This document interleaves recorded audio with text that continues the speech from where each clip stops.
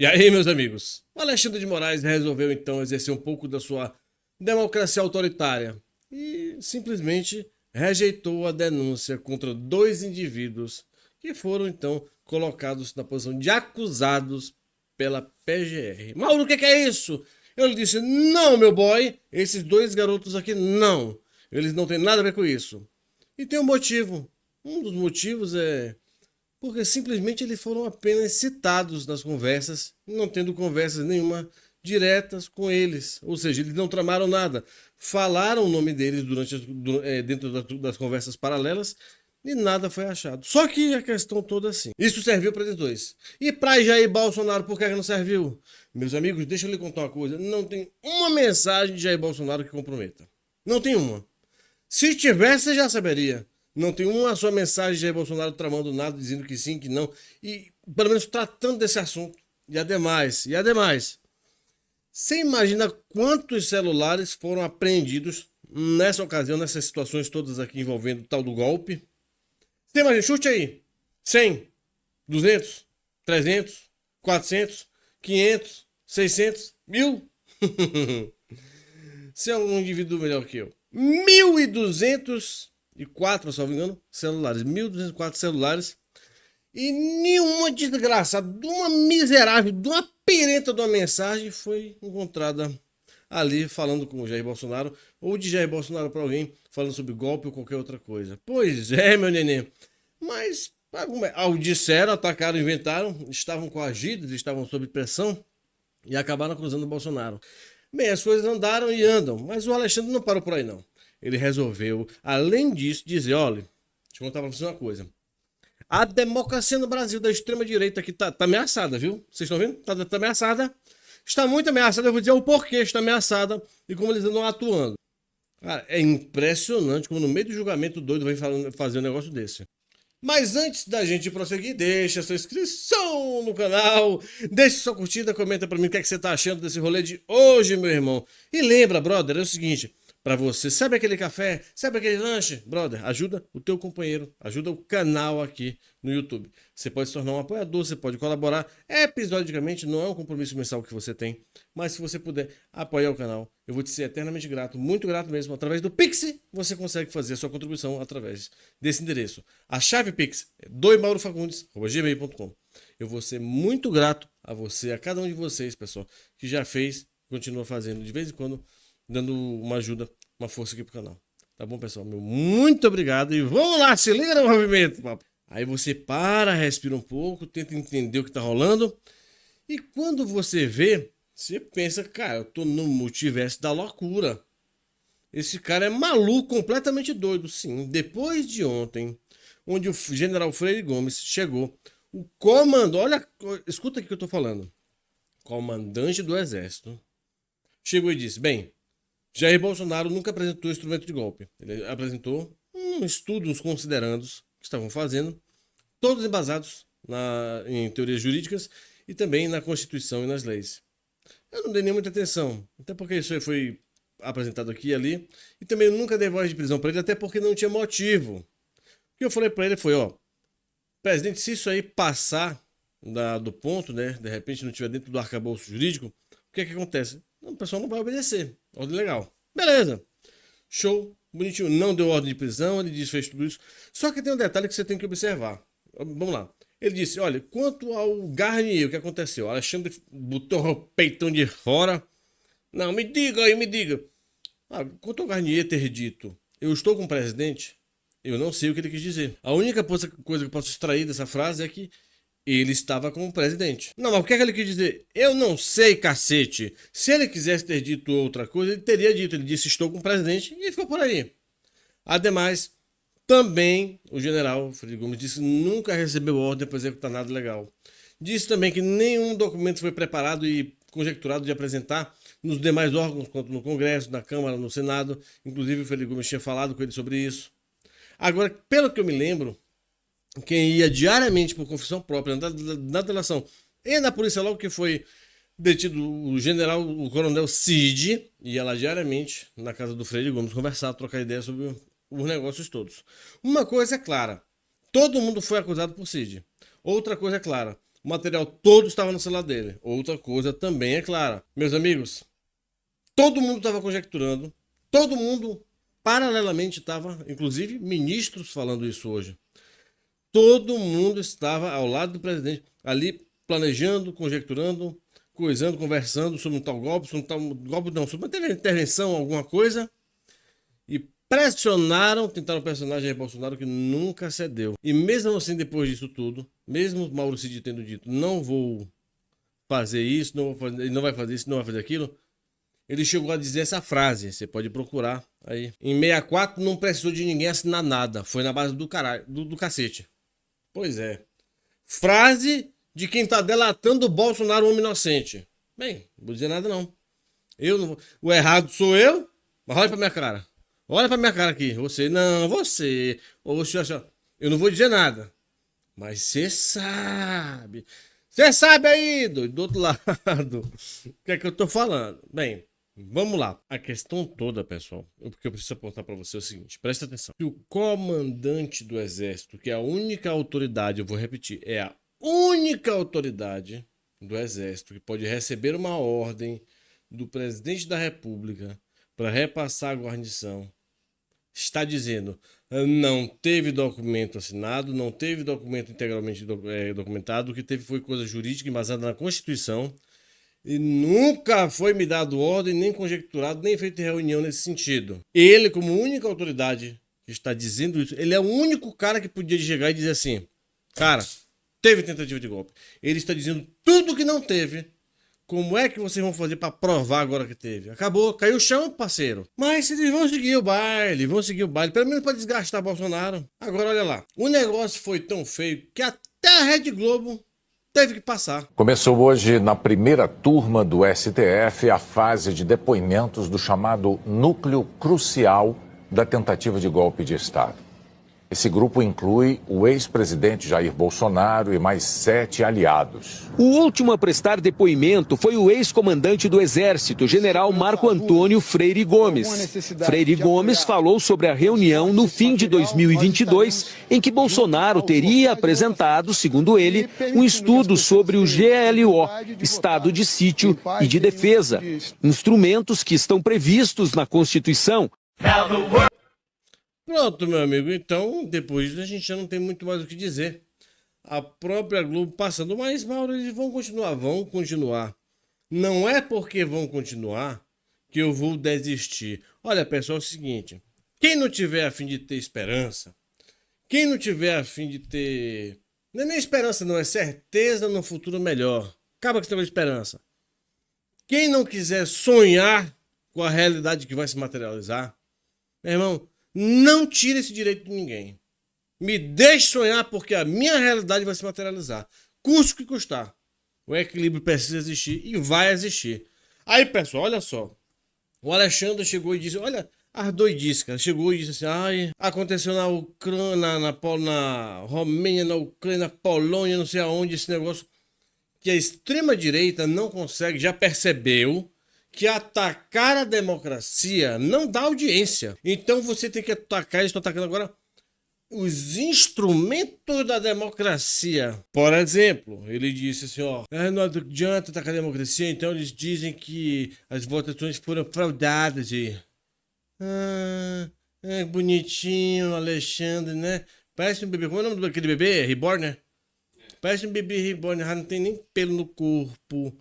Não tem vergonha, não tem um fio de cabelo na cara, rapaz. Toma hormônio, toma testosterona. Aí tem que tirar o cão do couro e dar espaço pro hormônio crescer, aí nascer, fluir aí. Ó, o Alexandre tá indo nessa onda aí. Ele tá acreditando que nada vai acontecer. Vindo dos Estados Unidos, ele já tem um plano B. Já tem. Lula não foi à toa na China, não. Tá? Já tem um plano B. Só que o plano B não conta com o plano C, for e a letra D. Espera pra ver. Estão achando que vou dar o pulo do gato? Meu irmão, tu tá lidando com os States, com o brother mais rico do planeta. Não é com qualquer Zé Droguinha, não. Tá? Então vamos lá. A gente acelera mais um pouco e vê. Aqui, eu pensei até que era um ataque institucional da Carmen Lúcia contra o ditador aí. Diz a dona Clotilde.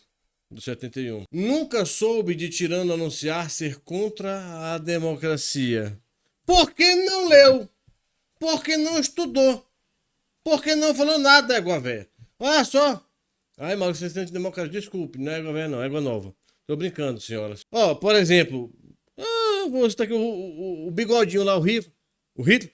Mas vai me dizer que ele não anunciou que ele era contra a democracia? Tá comendo, né? Bicho, ele assumiu, o primeiro ato dele foi estabelecer que transformar a Alemanha num estado policial. Tá bom? O direito de garantia fundamental, porrá-lo. Aí tu quer me dizer o quê? Mao Tse Tung.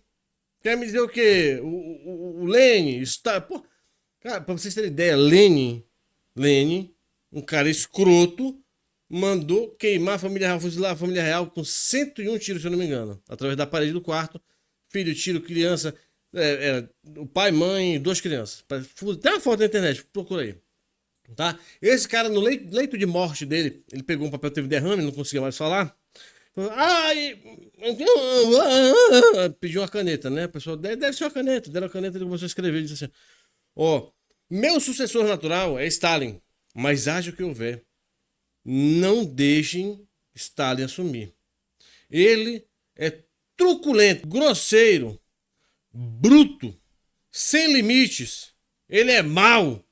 Ele é aloprado, é insano. Disse isso dele o brother, que foi o Lenin, quem estava dizendo isso, foi o cara que mandou fuzilar a família real. Criança, mulher, conceito pela parede. Você tá entendendo? Aí daí a gente tem a expressão, nossa, você tá tendo muito leniense, né? É porque Lenin era mais complacente, mais flexível que Stalin.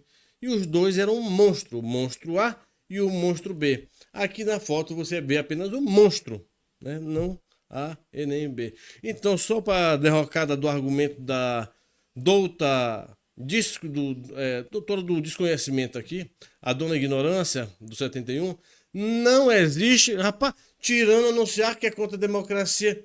O Kim Jong-un, Fidel Castro, aquele outro maconheiro que tá lá em Cuba, aquele outro sem vergonha, chupador de cana de açúcar, meu irmão, que tá na Coreia do Norte, aquele parece um porco, um elefante, amigo de vocês aí, ditador, aquela gorda safada do Kim Jong-un, aquela piranha pirenta. Depois disso você tem tudo que não presta. O Putin, não, super democrático, ele ama a democracia. Desde 1996, se eu não me engano, o desgraçado tá lá ou como primeiro-ministro ou como presidente. Tá certo? Então, Medvedev, Putin, até hoje essa galeagem. Aí você vê o cara não é a favor da democracia, mas uma servidora pública que o criticou, procure na internet, pessoal, ela caiu na sexta-feira, do 5º andar do prédio público, na pista, na beira da rua, e só foram encontrar o corpo dela na segunda-feira de manhã. Por que será, né? Nossa, de vez em quando alguém se envenena. Então, dada a fala estúpida da ministra, e é essa mulher aqui que tá falando isso aqui, é essa mulher aqui, vamos ampliar para você ver, é essa senhora aqui, com toda essa ignorância, que é este o tipo de gente que vai decidir o seu futuro, o meu futuro, o futuro da nação. É este o tipo de gente que vai julgar o ex-presidente, generais, pessoas inocentes. É este tipo de gente que é a favor de pacto, de conluio, de delação de Mauro Cid. É este o tipo de gentalha que tá fazendo isso. Paulo, você é tão radical, como assim? Esse negócio não tem guerra armada, não teve armas. Como eles estão justificando a revolta armada? Como eles estão justificando a revolta armada? Cara, se eu te contar, eu não tenho coragem de te dizer pra você como é que eles estão dizendo que a revolução ao golpe era um golpe armado contra o Estado Democrático de Direito. Vou botar o obeso mórbido das tetas grandes aqui pra falar. Lembro que muitos dos participantes eram policiais e membros das Forças Armadas. E estes, não há dúvida, esses só andam armados. Eu não conheço um que não ande armado. Seja os da ativa, quanto os já reformados. Todos andam armados. Há alguns que são mais apaixonados pelas suas armas do que pelos seus cônjuges. Dormem com as armas debaixo do travesseiro. Dormem com as armas na cama. Tá sabendo muito da intimidade aí da galera que, dos policiais que estão armados, né? Dormem com as armas ao lado da mesa de cabeceira. Transportam para onde vão. Eu fui governador de um estado, fui ministro da Justiça, essa é a realidade. Então, se havia, como de fato havia, inequivocamente, no conjunto de atos, a presença de integrantes das forças policiais e das forças armadas, não há dúvida, estavam armados. Vocês entenderam? Durante a empreitada do dia 8, que a galera estava indo entrar, se tinham pessoas armadas, militares, tal, ainda que a paisana, ainda que fora de serviço, eles estavam armados por uma conclusão das máximas da experiência que o Flávio Dino tirou, com base na sua biografia de vida, com base na sua apercepção da sua história, com toda a sua experiência obesa, ele tem toda a experiência, ele chegou à conclusão de que todos os militares sempre andam armados para sempre, sem exceção. Então foi golpe armado, ainda que não tenha nada a ver com nada. E para quem ainda tem algum tipo de dúvida, pessoal, isso aqui não é porque é o UOL, porque isso, porque aquilo, porque é o fato. Já venho falando isso há muito tempo. Presta atenção no que aconteceu. O PL demitiu por ordem de Valdemar da Costa Neto o Fábio Weingarten. E por quê, pessoal? Vocês lembram da conversa que ele estava tendo, que vazou agora há pouco? Entre ele e o Cid. E o Cid disse textualmente que preferia votar em Lula para 2026 do que em Michele Bolsonaro. Pois é. Michele não gostava de Cid desde sempre. Tinha um porquê. Dito isso, quem quiser que o defender, que o defenda. O Fábio Weingarten respondeu assim, idem, quer dizer, a mesma coisa. Eu que tenho respondido até para responder, mas enfim. Ficou uma situação chata, então a Michele, a dona primeira dama aí, Michele Bolsonaro, disse que pediu. Eu acho que o próprio menino pediu para fazer. Valdemar já tomou a frente para fazer isso. Bem, e seguiu ainda dentro de um áudio o Cid dizendo o seguinte: cara, se a dona Michele tentar entrar para a política no cargo de alto da presidência, ela vai ser destruída porque acho que ela tem muita coisa suja, né? Mas ela é cheia de personalidade e vão usar tudo contra ela para acabar. Bem, o presidente da República, nosso querido presidente, o Jair Bolsonaro, ele ficou chateado, se manifestou e foi muito claro. Então, pessoal, Jair Bolsonaro disse o seguinte: veja só. Diferentemente da atual primeira-dama, Michele botava ordem na casa. Ela botava ordem na casa mesmo. E o pessoal não gostava, mas ela não justifica essa troca de mensagens. Ainda em janeiro de 2023, eu ainda estava elegível, pô. Falou besteira e o outro concordou. Vou conversar com o Valdemar sobre isso. Ver o que vão fazer. Pessoal, olha só. O Cid pegou e disse isso. O Bolsonaro ainda estava elegível. Ele tratou, então, observe aqui na matéria acima, um absurdo. Você acha que o Bolsonaro não verificou isso de fato nos autos do processo para ver se existe isso? Existe, tá lá, ele verificou. Tanto que o Weingarten foi demitido. Então, o Cid de fato falou, prefiro, olha aqui a fala, prefiro Lula, Weingarten concordou. Você já imaginou isso? Você já imaginou o nível de gente que tá cercando aí? Aí você fala assim, Mauro, desde 2021, a nuvem dele tá quebrada por ordem do TSE, por ordem do Alexandre de Moraes. 2022, o Bolsonaro fez um discurso em agosto, setembro, falando, foi em setembro, falando que o chefe de ordem, o assessor de ordem dele tava com o sigilo quebrado. Todo mundo tinha acesso à nuvem dele, às coisas dele. Todo mundo tinha acesso. Tanto que agora, olha o que descobriram. Após a derrota de Jair Bolsonaro no segundo turno das eleições de 2022, o tenente-coronel Mauro Cid passou a guardar em seu telefone celular justamente diversos documentos, está aqui a reportagem do Aguirre de hoje, diversos documentos que buscavam apresentar falsos fundamentos jurídicos para um golpe de Estado. Cid enviou esses documentos para si próprio, por meio de uma conversa no aplicativo do... E aí você acha o quê? Você acha que ele fez isso? Pra quê? Por que não apagou? Aliás, porque qualquer pessoa normal que não quer uma coisa, sabe que você apaga e fica lá. Cara, o Moraes disse ontem que não acredita que um general, um militar possa ser pressionado e desestabilizado emocionalmente. Engraçado, né? Engraçado que o Panaca, mas acredita que o Panaca não apagou nada do celular. Não apagou, rapaz, eu vou lhe dizer, ele só não apagou como deixou tudo armazenado na nuvem, tudo bonitinho, com um arcabouço, um dossiê probatório contra o presidente da República, a ponto do presidente dizer agora que a conversa dele com o Weingarten gerou um desconforto tremendo. Michelle tá soltando fogo pelas ventas, porque ela, segundo o Cid, é pior que o Lula.